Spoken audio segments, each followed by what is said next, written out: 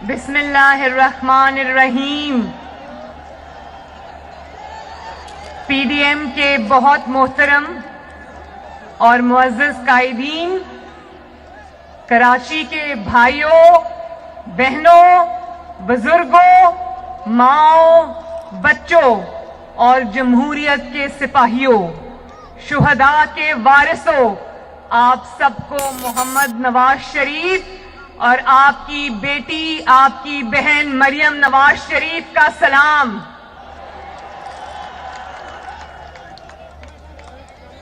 بلاول بھٹو زرداری صاحب اور Pakistan Peoples party Saeed Ghani صاحب، بہت اچھا آپ نے بات کی۔ میں آپ کا تہہ دل سے شکریہ ادا کرتی ہوں، آپ کی دعوت کا، آپ کی میزبانی کا، آپ کی شفقت کا بہت بہت شکریہ۔ آج پی ڈی ایم جلسے کے بہانے کراچی میری بہت سال کے بعد آمد ہوئی، اور آج جب میں کراچی آئی تو مجھے بے نظیر بھٹو شہید کی یاد آ گئی۔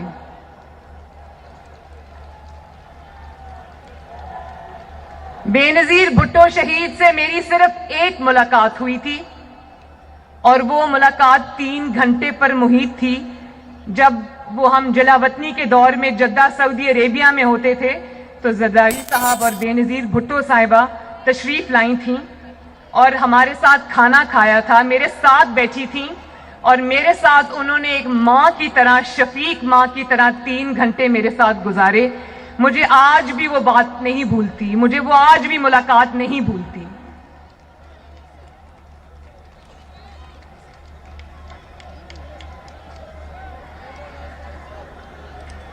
اور میرے کراچی کے بھائی بہنوں، جس طرح سے آپ نے آج ایئرپورٹ سے لے کے ہوٹل تک، مزار قائد تک اپنی بہن اور بیٹی، مسلم لیگ نون کے کارکنوں کو بھی میں مخاطب کر کے کہہ رہی ہوں، جس طرح آپ نے میرا آج استقبال کیا، جتنی محبتیں آپ نے کراچی کی سڑکوں اور راستوں پر مجھ پر نچھاور کی، میں پوری زندگی اس محبت کا قرض نہیں ادا کر سکوں گی۔ اور آج آپ نے، کراچی نے مجھے جس طرح اپنے ساتھ جوڑ لیا ہے، یہ رفاقت اب انشاءاللہ پوری زندگی میں نبھاؤں گی آپ کے ساتھ۔ مجھے آج ویسے فرینکلی مجھے آج لاہور کی سڑکوں کے اور کراچی کی سڑکوں میں کوئی فرق نظر نہیں آیا، اتنی محبت ملی مجھے۔ بہت بہت شکریہ ایک دفعہ پھر آپ کا۔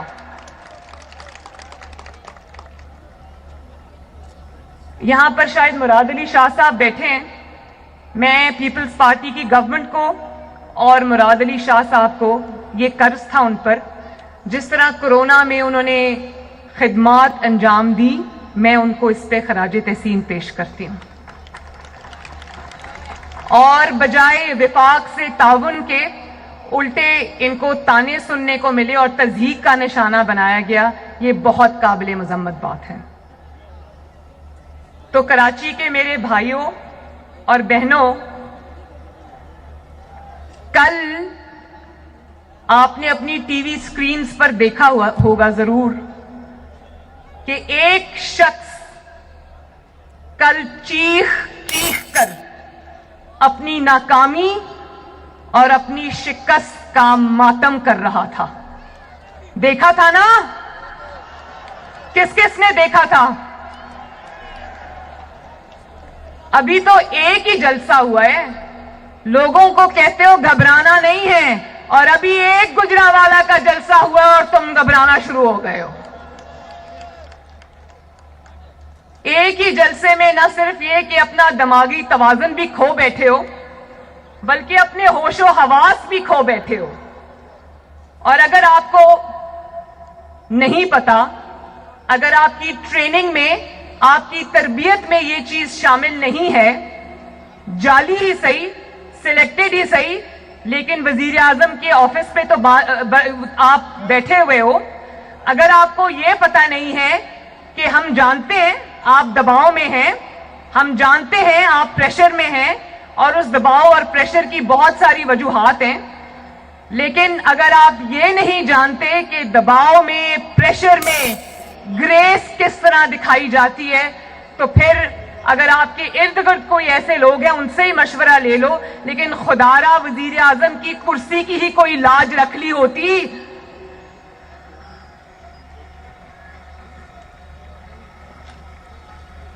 تقریر کے ایک ایک لفظ سے، آپ کی حرکات اور سکنات سے آپ کا خوف جھلک رہا تھا، اور یہی خوف آج پاکستان کی عوام آپ کے چہرے پہ دیکھنا چاہتی ہے. دیکھنا چاہتے ہو نا یہی خوف؟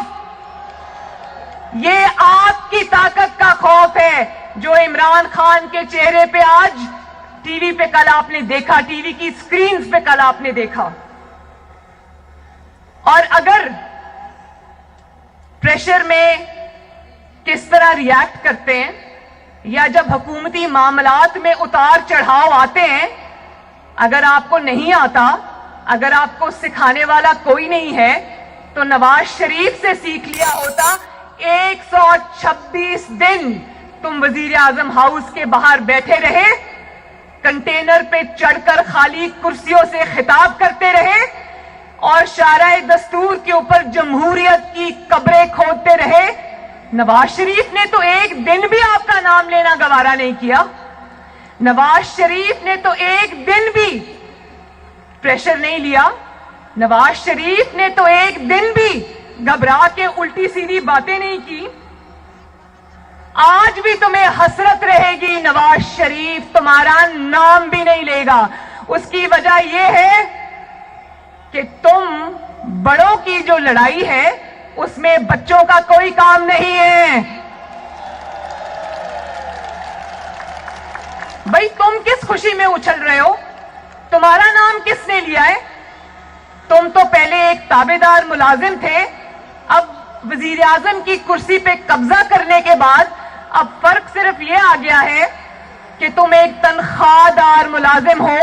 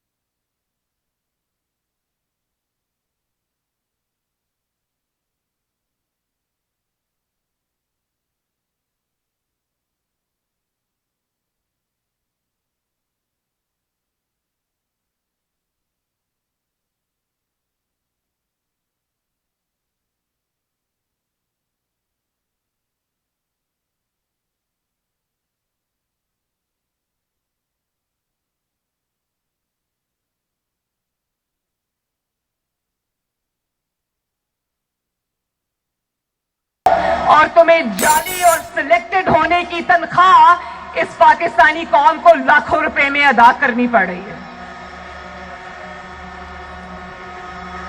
اور آپ کا تو مخاطب بھی عوام نہیں ہوتے. کراچی کے لوگوں، اس کا مخاطب آپ نہیں ہوتے. جب وہ خطاب کرتا ہے تو یا وہ اپوزیشن کو خطاب کرتا ہے، یا وہ نواز شریف سے مخاطب ہوتا ہے، یا اس کو مریم نواز کی تکلیف ہے، یا اس کو بلاول بھٹو اور مولانا فضل الرحمان صاحب کی تکلیف ہے. وہ آپ سے مخاطب نہیں ہوتا، وہ ہم سے مخاطب ہوتا ہے. اور عوام تو، اور یا وہ ان سے مخاطب ہوتا ہے جو اس کو لے کر آئے ہیں. عوام سے وہ مخاطب نہیں ہوتا. میں نہ عمران خان کا نام لینا پسند کرتی ہوں، نہ اس جعلی انسان کو میں وزیر اعظم مانتی ہوں، نہ میں نے اس کی جعلی حکومت کو کبھی تسلیم کیا ہے، اور میں اس کے الزامات کا جواب دینا بھی جو ہے وہ بلو ڈگنیٹی سمجھتی ہوں. لیکن कल उसने एक ऐसी बात की जो मेरे शायद मजाक उड़ाने की गर्ज से की गई थी, लेकिन उससे ये जो खवातीन यहां बैठी हुई हैं, मुझे कहा कि ये बच्ची है लेकिन नानी है। तो मैं अल्लाह ताला का बहुत शुक्र अदा करती हूं कि मैं सिर्फ एक बच्ची नहीं, 2 बच्चों की नानी हूं माशाअल्लाह। यहां जरा हाथ खड़ा करें, कितनी खवातीन नानी हैं, कितनी खवातीन दादियां हैं। तो बताओ कि कितना खूबसूरत रिश्ता होता है ये, होता है ना। मेरी नवासी का नाम, जो कि अब माशाअल्लाह 3 साल की है, उसका नाम सरीना है, और एक और मेरा नवासा है जो अभी 3 महीने का नहीं है, उसका नाम मोहम्मद है। तो मैं ये बता दूं कि जब मैं थकी होती हूं, मुझे थकावट होती है, तो मैं अपनी बेटी को कहती हूं कि दोनों बच्चों को मेरे पास ले आओ। यकीन करें कि थकावट दूर करने का और दिल की खुशी का मेरे पास इससे बड़ा कोई इलाज नहीं है। और आपने जब ये बात कही तो आपने मेरी तस्दीक नहीं की, आपने उस मुकद्दस रिश्ते की तस्दीक की है। नानी कौन होती है? मां के पांव के नीचे जन्नत होती है, वो मां की भी मां होती है। आपने उस रिश्ते की तस्दीक की। मैं अगर इस पे आपको निशाना बनाना चाहूं तो मेरे पास ऐसी बातें हैं कि शायद मेरी जबान भी जेब ना दे वो बात करने की, मैं नहीं करूंगी। उसकी वजह यह है कि मैं नवाज शरीफ और कलसूम नवाज की बेटी हूं। आज भी जब मैं कमरे में दाखिल होती हूं तो मेरे वालिद कुर्सी से उठ के खड़े हो जाते हैं। मैंने अपने घर में ये माहौल देखा है। और ये जो नानी और दादी के रिश्ते होते हैं, ये बहुत मुकद्दस रिश्ते होते हैं। ये नसीब वालों को मिलते हैं, और अल्लाह ताला की सबसे बड़ी नेमतों में से एक नेमत होती है, और उनको मिलते हैं जो अपने रिश्ते निभाना जानते हैं, जो रिश्तों की कदरें जानते हैं, जो रिश्तों का एहतराम जानते हैं, जो खानदान की इकदार को जानते हैं, समझते हैं, उसके पाबंद रहते हैं। और यहां मैं जरूर ये जिक्र करना चाहूंगी कि जितने भी कायदीन यहां पर मौजूद हैं, वो इंतखाबी मैदान में शायद इनमें से कुछ हमारे हलीफ हों और कुछ हमारे हरीफ हों। मौलाना फजलुर रहमान साहब जब मुझे मिलते हैं तो मेरे सर पे बेटियों की तरह हाथ रखते हैं। जो आसिफ जरदारी साहब हैं वो मुझे बेटी कहकर पुकारते हैं। बिलावल मुझे अपनी बड़ी बहन की तरह रिस्पेक्ट देता है। और अभी अचक जई साहब यहां खड़े थे जब मैं पिछले साल बलोचिस्तान गई कोयटा के जलसे में, तो अचक जई साहब ने मुझे इतनी इज्जत दी, ड्राइवर ने मेरी गाड़ी नहीं चलाई, 2 दिन अचक जई साहब का बेटा मेरी गाड़ी चलाता रहा। और जब वक्त आएगा, आज हम सब पाकिस्तान के लिए इकट्ठे हैं, पाकिस्तान की आवाम के लिए इकट्ठे हैं, उनका मुकदमा लड़ने आए हैं। जब वक्त आएगा तो हम इंतखाबी मैदान में जब उतरेंगे तो हम एक दूसरे के हरीफ भी होंगे, लेकिन हम एक दूसरे के दुश्मन नहीं होंगे, हम एक दूसरे की तज़हीक नहीं करेंगे। क्यों बिलावल? आपकी वालिदा ने आपको यही सिखाया? आपकी वालिदा शहीद होने से पहले मेरे वालिद के इतने करीब आ गई थी, वो बहन भाई का ऐसा रिश्ता बन गया था जो आज मैं और बिलावल निभा रहे हैं।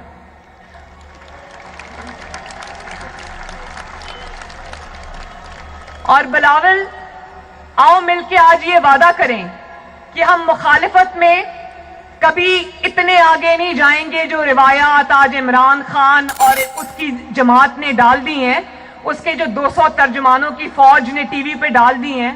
आप वादा करो कि हम इंतखाबी मैदान में लड़ेंगे, लेकिन आपस में नहीं लड़ेंगे इंशाअल्लाह ताला, इज्जत करेंगे एक दूसरे की। और एक तकरीर से, नवाज शरीफ की एक गुजरांवाला की तकरीर से, एपीसी की तकरीर से तुम इतना आपे से बाहर हो गए। वो वाली तकरीर कराची के भाइयों और बहनों याद रखना, ये वो वाली तकरीर थी जिसके नशर करने पर पाबंदी थी। नवाज शरीफ की आवाज टीवी पर नशर करने पर पाबंदी थी। आपको पता है जब गुजरांवाला के इश्तिहार टीवी पे चल रहे थे तो हमारे किसी कारकुन ने उन इश्तिहारों को चलाया, उसको यह पैगाम दिया गया कि इसमें से नवाज शरीफ की जो चेहरा है उसको निकाल दें, फिर हम आपका इश्तिहार चला देंगे। इतना खौफ है इनके दिल में। अगर हिम्मत है तो सुना दो आवाम को कि नवाज शरीफ ने क्या कहा था। अगर इतनी उसने गलत बातें की थी तो उसकी तकरीर पे पाबंदी क्यों लगाई।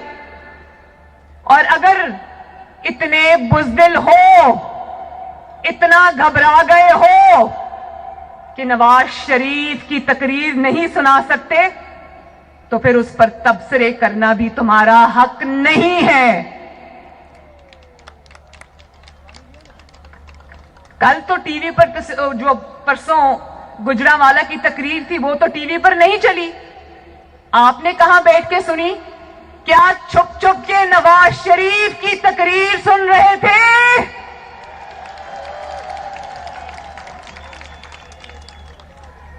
और फिर कहते कहते रुक गए कल अपनी तकरीर में कि नैब हमारे साथ है, नैब मेरे साथ है। सच हलक में अटक जाता है, झूठ बड़ी रवानी से बोलते हो। तो कराची के अवाम को यह बताओ जो उनको ना पता हो, कौन नहीं जानता कि नैब इमरान खान के हुक्म पर चलती है? कौन नहीं जानता? कराची वालों जानते हो ना? हाथ उठा के जरा बताओ, जानते हो ना कि नैब किसके इशारे पे काम करती है?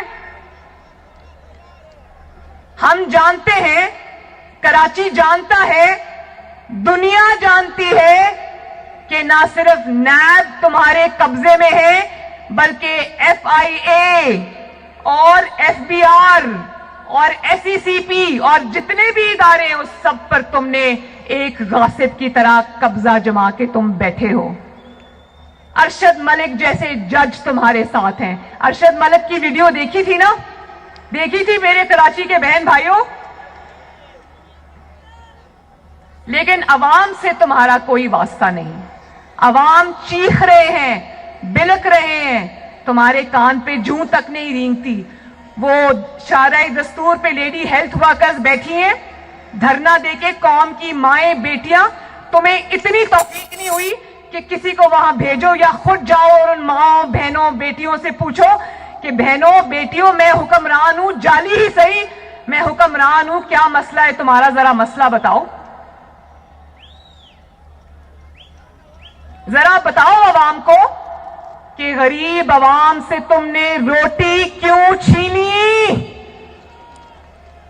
जरा आओ और बताओ अवाम को कि गरीब अवाम से तुमने रोजगार क्यों छीना। आओ बताओ अवाम को कि बीमारों से तुमने दवाएं क्यों छीनी। पता है ना मेरे बहन भाइयों, अच्छे से जानते हो कि दवाइयों की कीमतों में पिछले 2 साल में 500% इजाफा हुआ है। जानते हो ना, मेरे से ज्यादा जानते हो। लेकिन गरीब का दर्द, भूखे पेट का दर्द उसको कैसे होगा जिसका अपना पेट भरा हो। उसको गरीब का दर्द नहीं होगा। और बिलावल को और मुझे कहते हो कि ये इल्जाम लगाते हो झूठे कि ये हराम के पैसे पे पले हैं। भाई बिलावल के अबाव अजदाद क्या थे, मरियम नवाज के अबाव अजदाद क्या हैं, क्या थे, ये पूरी दुनिया जानती है, तुम्हें बताने की जरूरत नहीं है। लेकिन तुम जरा आवाम को बताओ कि इस नौकरी पे जिस पे अभी तुम्हें सिलेक्टर्स ने रखा हुआ है, इस नौकरी के अलावा तुमने कभी कोई नौकरी की, कभी कोई कारोबार किया? ये सवाल जो उसने पूछा, जो इल्जाम लगाया, एक ऐसा शख्स जिसका हाथ हमेशा अमीर दोस्तों की जेबों में हो, उसको किसी पे इल्जाम लगाने का कोई हक नहीं। जिस इंसान के किचन का खर्चा, उसके कपड़ों का खर्चा, उसकी गाड़ी का खर्चा, उसके पेट्रोल का खर्चा, उसके जहाजों के सफर का खर्चा, उसकी हर चीज का खर्चा जब उसके अमीर दोस्त देते हो और पता नहीं कहां से आता है, उसको दूसरे पे ऐसा इल्जामात लगाने से पहले 100 मर्तबा सोचना चाहिए।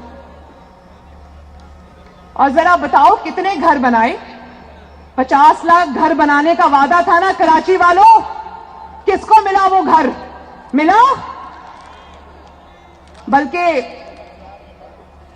50 लाख घर बनाने का वादा था तो आज जिन पनाहगाहें जो तुमने खोली हैं, शायद वो उन लोगों के लिए खोली है 2 साल पहले तुम्हारी हुकूमत में आने से पहले, जिनका शायद पहले अपना घर होता होगा।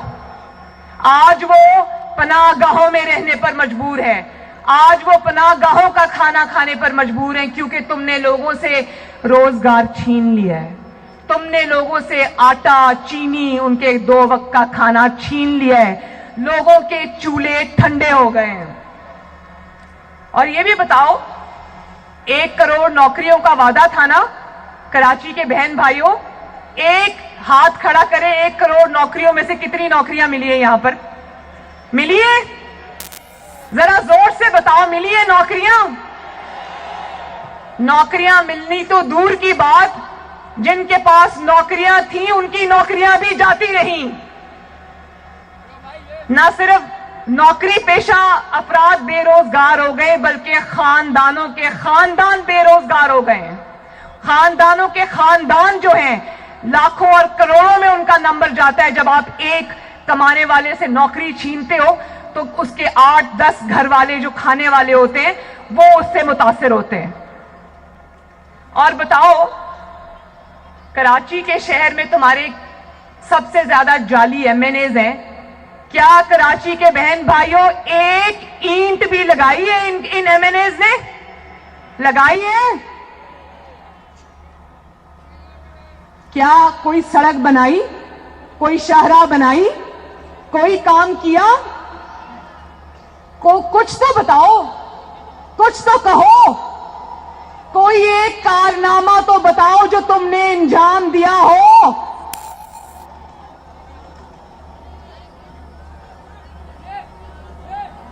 मैं बताऊं तुम्हारे कारनामे, सुनोगे कराची वालों? इमरान खान की जाली हुकूमत के कारनामे। बीआरटी है तुम्हारा कारनामा, करप्शन से लथपथ कारनामा, जिसको तुमने 120 अरब में बनाया। 4 मेट्रोज बनी है, पिंडी, इस्लामाबाद, लाहौर, मुल्तान, वो 4 की 4 80 अरब में बनी है, ये 120 पहले क्रॉस कर गई है। और 4 साल हो गए हैं, आज जबरदस्ती इफ्तिताह करके चलानी पड़ी तो रोज उन बसों में आग लग जाती है। कहां से लेके आए हो ये बसें जिनमें रोज आग लग जाती है? लाहौर की बसों में तो आग नहीं लगती, मुल्तान की मेट्रो बसों में तो आग नहीं लगती, कराची, लाहौर और इस्लामाबाद और पिंडी की बसों में तो आग नहीं लगती। बिलियन ट्रीज है तुम्हारा कारनामा, जिसमें अभी पिछले दिनों खबरों में आ रहा था कि एक एक पौधे में तुमने कितनी करप्शन की है। कमर तोड़ महंगाई है तुम्हारा कारनामा, बदअमनी, औरतों की बेहुरमती, बच्चों के साथ गैंग रेप्स, गुर्बत, ये हैं तुम्हारे कारनामे।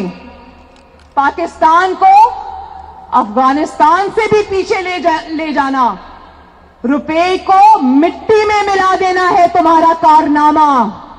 5.7 जो जीडीपी ग्रोथ थी उसको जेरे जमीन लेकर जाना है तुम्हारा कारनामा।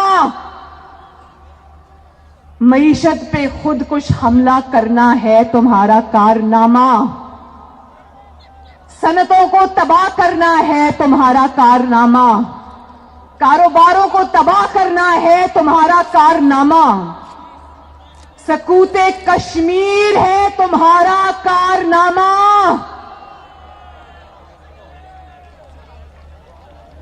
कश्मीरियों और कश्मीरियों का लाखों शुहदा का मुकदमा हार जाना ہے तुम्हारा कारनामा।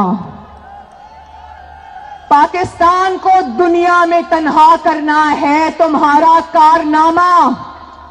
पाकिस्तान को उसके देरीना दोस्तों से, जिनसे पाकिस्तान के हमेशा अच्छे ताल्लुकात रहे हैं, उनसे पाकिस्तान को दूर करना है तुम्हारा कारनामा।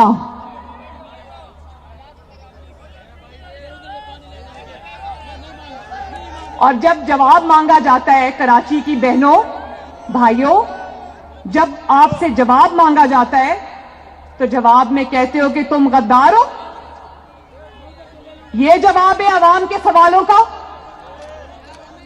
ये जिनका मजार है, बाबा कौम, जो यहां पर अब्दी नींद सो रहे हैं, फातिमा जना जो उनकी बहन थी और जमहूरियत की बहुत बड़ी सिपाही थी, ये गद्दारी के जो सर्टिफिकेट्स बांट रहे हो ना, ये तब से चले आ रहे हैं। हमें ये गद्दारी वाली कहानियां ना सुनाओ। अगर गद्दारी खेलना है तो एक फॉरेन फंडिंग का फैसला होगा, तुम्हारी गद्दारी की दास्तानें पूरी दुनिया बताएगी कि किन से पैसे लिए, किन किन मुल्कों के लोगों से पैसे लिए। और क्या बात है, 4 साल से फॉरेन फंडिंग केस का फैसला क्यों नहीं हो रहा? जानते हो ना कराची वालों, फॉरेन फंडिंग का फैसला क्यों नहीं हो रहा? क्योंकि उसमें इसकी चोरी पकड़ी गई है। अब कितनी देर मीडिया को दबा लोगे? कितनी देर मीर शकील उर रहमान को जेल की सलाखों पे बंद कर लोगे? कितने प्रोग्राम बंद करा दोगे? कितनी स्पीचेस पे पाबंदी लगा दोगे? एक ना एक दिन तो ये जंजीरें टूटेंगी ना। उस दिन जब तुम्हारी करप्शन और तुम्हारी हुकूमत की करप्शन की दास्तानें सामने आएंगी तो लोग कानों को हाथ लगाएंगे। और जब जवाब मांगते हो तो कहते हैं ऑपोजिशन मोदी की जुबान बोलते हैं, नवाज शरीफ मोदी की जुबान बोलता है। मोदी की कामयाबी की दुआएं मांगो तुम,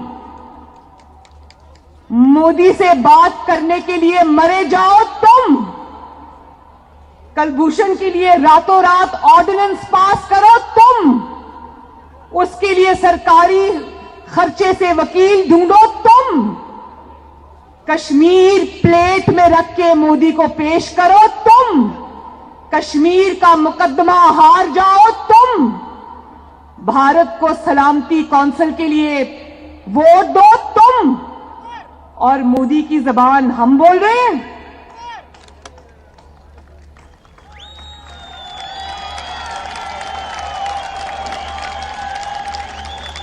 पांच एटमी धमाकों के जवाब में 6 एटमी धमाके करे नवाज शरीफ। दुनिया भर में कश्मीर का मुकदमा लड़े नवाज शरीफ। दुनिया भर में बुरहान वानी जैसे कश्मीर के शोहदा का मुकदमा लड़े नवाज शरीफ। मोदी और वाजपेयी अपने दुश्मन मुल्क की जमीन पर खुद चल कर आए, उनको लाने वाला नवाज शरीफ। मीनारे पाकिस्तान पर वो खड़े होकर पाकिस्तान को सलामी दें, वो करवाने वाला नवाज शरीफ। फौज और सिक्योरिटी इदारों की तनख्वाहें बढ़ाने वाला नवाज शरीफ। दिफाई बजट को बढ़ाने वाला नवाज शरीफ। जेएफ थंडर बनाने वाला नवाज शरीफ। मोटरवेज जिसके ऊपर पाकिस्तानी जंगी जहाज उतर भी सकते हैं और टेक ऑफ भी कर सकते हैं, उनको बनाने वाला नवाज शरीफ। दहशतगर्दों के खिलाफ 2 जंगों की क़यादत करने वाला नवाज शरीफ।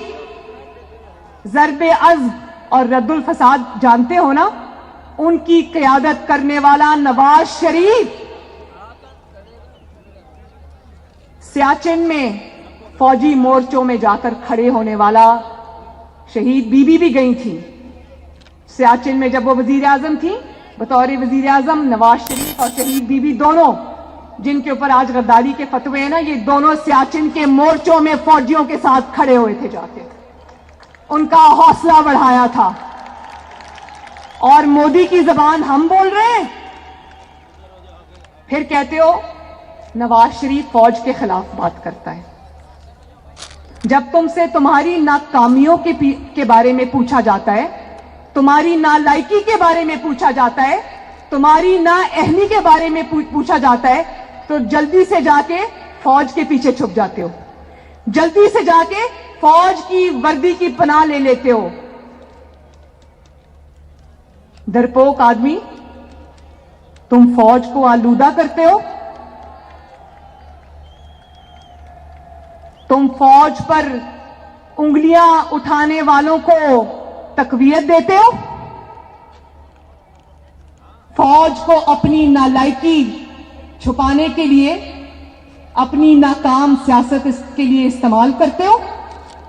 تمہیں یہ حق کس نے دیا ہے؟ کیا فوج عمران خان کی ہے؟ بتاؤ کراچی کے بہن بھائیوں, کیا فوج عمران خان کی ہے؟ کیا فوج تحریک انصاف کے ٹھیکیداروں کی ہے؟ تم نے ٹھیکہ لیا ہوا ہے پاکستان کی فوج کا. تمہیں کس نے پاکستان کی فوج کا ترجمان مقرر کر دیا ہے؟ پاکستان کی فوج ہماری ہے, پاکستان کی فوج نواز شریف کی ہے, پاکستان کی فوج یہاں بیٹھے ہوئے سب کی ہے, پاکستان کی فوج آپ کی. ہاں, نواز شریف نے یہ ضرور کیا کہ اس نے کرداروں اور اداروں کے درمیان ایک واضح لکیر کھینچ دی ہے. اس نے سپاہیوں, شہداء, پاکستان کے لیے اپنی جانوں کا نذرانہ دینے والوں کو, جن کی وردیوں پہ آج خون کے دھبے لگے ہوئے ہیں, ان ماں باپ کو جنہوں نے اپنے بیٹے سرحدوں پر شہید کرائے ہیں, دہشت گردی کے خلاف جنگوں میں شہید کرائے, ان کو نواز شریف بھی سلام کرتا ہے, ان کو مریم نواز بھی سلام کرتی ہے, ان کو پی ڈی ایم بھی سلام کرتا ہے, ان کو کراچی کے عوام بھی سلام کرتے ہیں. مگر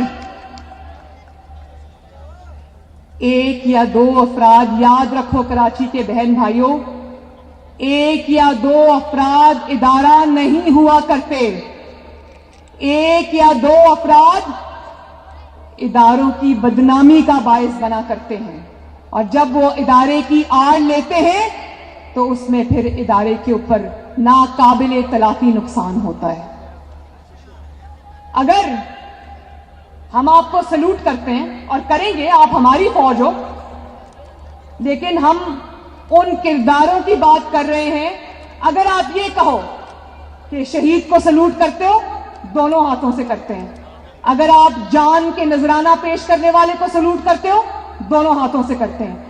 آئین اور اپنے حلف پہ چلنے والے سپاہی کو, چاہے وہ میجر ہو یا وہ سپاہی ہو یا وہ کرنل ہو یا وہ بریگیڈیئر ہو یا وہ میجر جنرل ہو یا وہ کوئی بھی ہو, اس کو ہم سب سلام کرتے ہیں. لیکن اگر آپ یہ چاہو کہ عوام کے ووٹوں کو بوٹوں کے نیچے روند کے آنے والوں کو ہم سلام کرتے ہیں, تو یہ ہم سے نہیں ہوگا.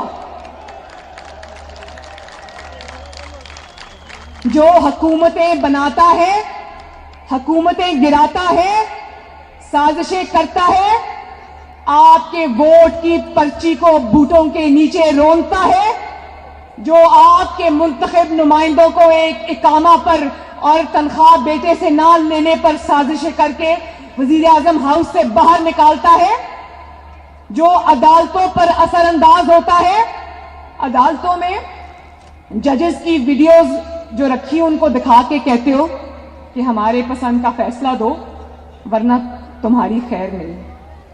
وہ ہمارا ہیرو نہیں ہے.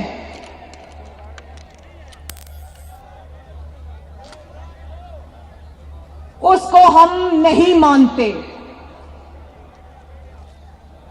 اور نواز شریف کیا کہتا ہے میرے بھائیوں؟ نواز شریف کہتا ہے سیاست میں دخل اندازی مت کرو. غلط کہتا ہے؟ ہاتھ اٹھا کے بتاؤ, کیا نواز شریف غلط کہتا ہے کہ سیاست میں دخل اندازی مت کرو؟ وہ کہتا ہے کہ عوام کے ووٹ کے اوپر ڈاکہ مت ڈالو. کیا وہ غلط کہتا ہے؟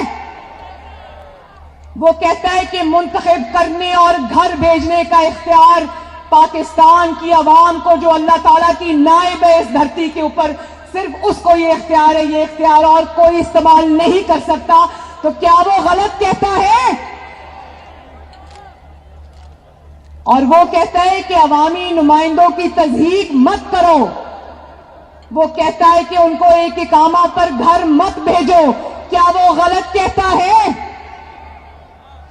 وہ کہتا ہے کہ عوامی مینڈیٹ کی رسپیکٹ کرو، عوامی مینڈیٹ کی عزت کرو۔ جب وہ یہ کہتا ہے کہ عوامی مینڈیٹ کی عزت کرو تو وہ کہتا ہے کراچی کے عوام کی عزت کرو، سندھ کے عوام کی عزت کرو، پاکستان کے عوام کی عزت کرو، کیا وہ غلط کہتا ہے؟ اگر وہ کہتا ہے کہ اپنے حلف کی پاسداری کرو، آپ اپنے حلف کی پاسداری کرو، کیا وہ غلط کہتا ہے؟ یہی بات تو وہ دیکھو قائد اعظم کا مزار، انہوں نے بھی یہی بات کہی تھی۔ اگر آج وہ زندہ ہوتے تو اس قسم کے لوگ اللہ نہ کرے ان پر بھی غداری کے فتوے لگا رہے ہوتے۔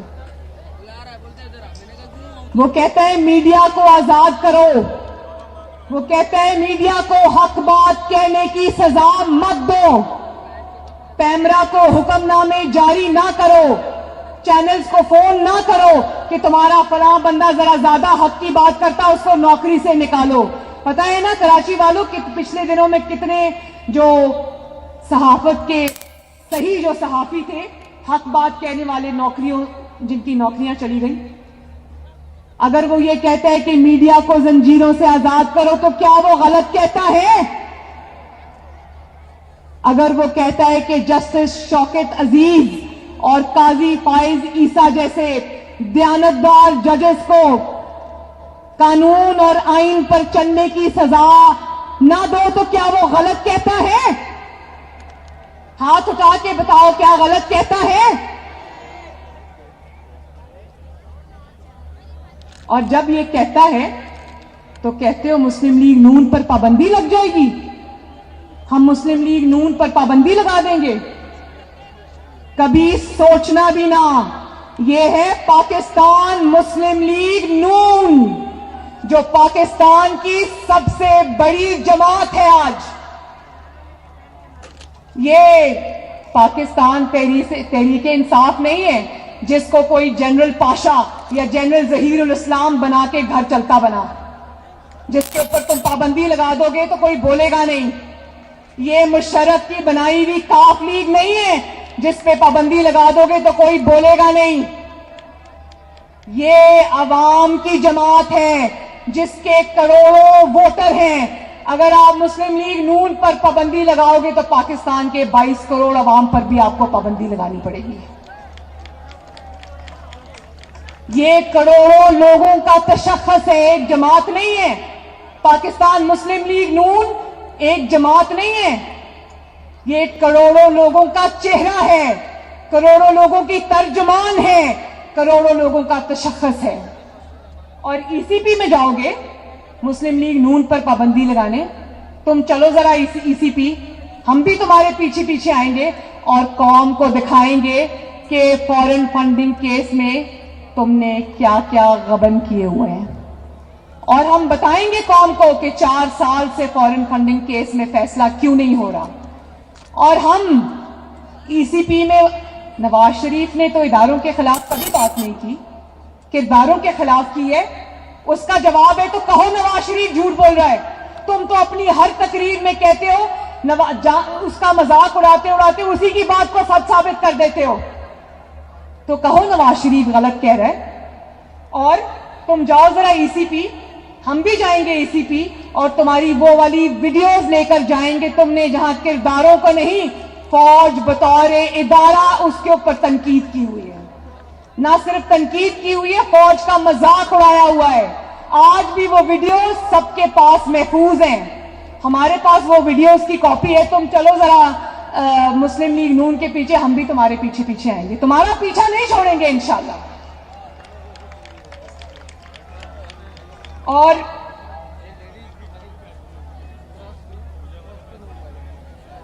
ابھی امیر حیدر خان ہوتی صاحب نے بہت ہی اچھی گفتگو کی۔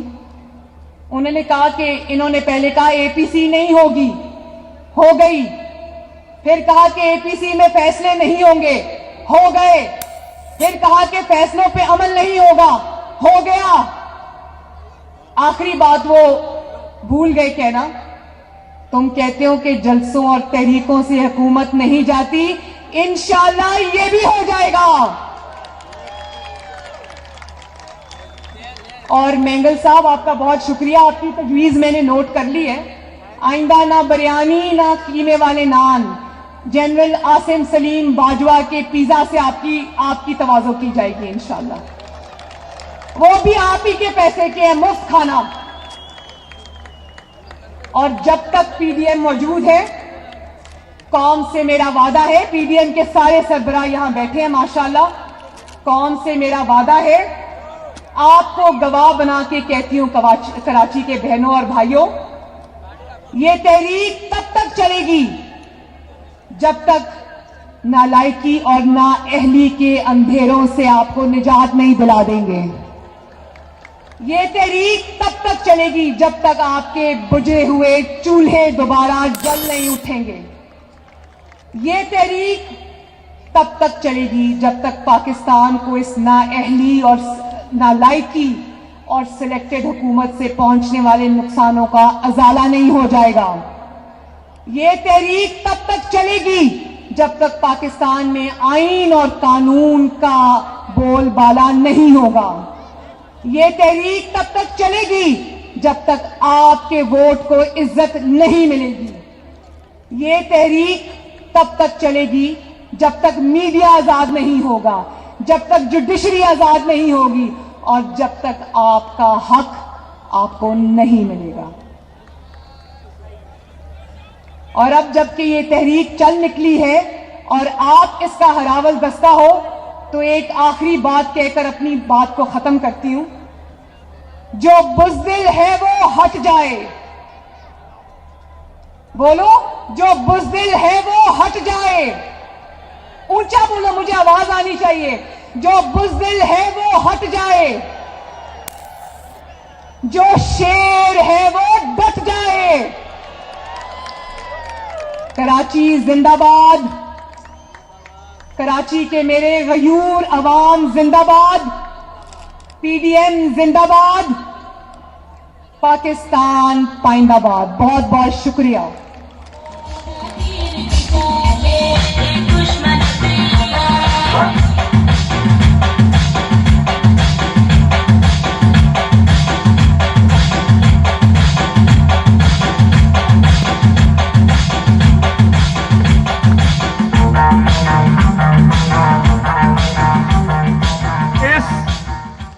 مجمع اور اس اسٹیج کی خوبصورتی یہ ہے کہ یہاں پاکستان